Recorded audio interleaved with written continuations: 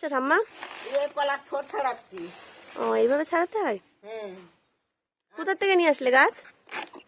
ওই রাস্তার ধারের থেকে, আমাদের ওই ঘরের বাড়ির থেকে। দেখো, আমাদের পুরনো ঘর আছে। আমি দেখিনি কোনোদিন ঠোঁট ছাড়ানো। একদম ভেতরে যেটা থাকবে সেইটা? হুম,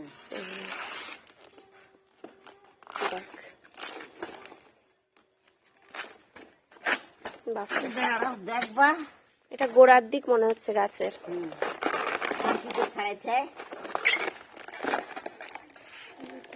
এই কলা গাছের এইগুলো দিয়ে কিন্তু সেই শ্রাদ্ধের সময়ও সেই পিণ্ডদান করে। হ্যাঁ, দেখো একের পর এক লেয়ার ছাড়ানো হচ্ছে আর ভেতরে সাদা অংশটা বেরিয়ে আসছে। তারপরে দুধ কলা দেয়, কাঁচি দিয়ে কিন্তু এই মাথা থেকে ও মাথা এই কাঁচটা দিয়ে ফাড়ছে আর একটা করে লেয়ার এভাবে ছিঁড়ে যাচ্ছে। আর মাঝখানে যে সাদা অংশটা থাকবে সেটা থেকে কিন্তু আর লেয়ার বেরোবে না, ওটাই হচ্ছে থোর।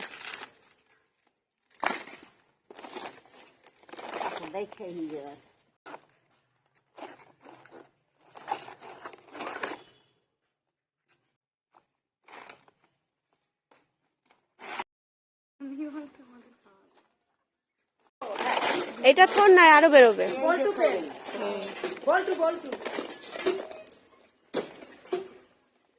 এই যে কিন্তু সেই থোর, কলা গাছের থোর, যেটা আমরা টাকা দিয়ে কিনে খাই। আর আমাদের গ্রামের দিকে কিন্তু কলা গাছ কেটেই আমরা থোর বের করতে পারি। দেখো কি সুন্দর সাদা। এই থোরের কিন্তু অনেক উপকারিতা আছে। আমার বাবার জন্য বের করা হচ্ছে, আমার বাবার প্রেশার হাই হয়ে গেছে, আর সুগারের পেশেন্টদের জন্য কিন্তু খুবই ভালো এই থোর। এই যে দেখো, এটা কিন্তু লাস্ট পর্যায়ে, এই চেরাটার পরে আর চিপতে হবে না, এবারেই থোরটা বেরোবে। এই যে এটাই লাস্ট স্তর, এরপরে আর কোনো স্তর নেই। তবে এটা কিন্তু অনেক লম্বা প্রসেস, অনেক টাইম লাগে এই থোরটা বের করতে। গাছটা কেটে তারপরে 2 ফালি করে তারপরে কিন্তু এই থোরটা আমরা বাড়ি এনে তাই বের করছি। এই যে দেখো বেরিয়ে গেছে থোর।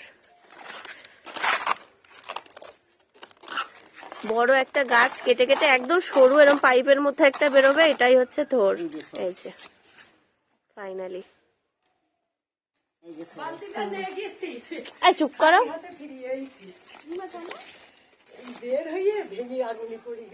অংশ আর ওখানে অর্ধেক অংশ, আর ওই একটা রয়েছে ওটা কলা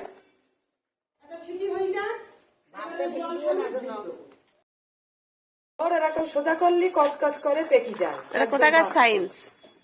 এটা আঙুলের মাথার মতো। কেন থোর কিভাবে যে আমি গাছেই আছি? কাট করে রেখে দিতে হয়। এত করা দেখো। ফাইনালি দুটো থোর বেরিয়েছে।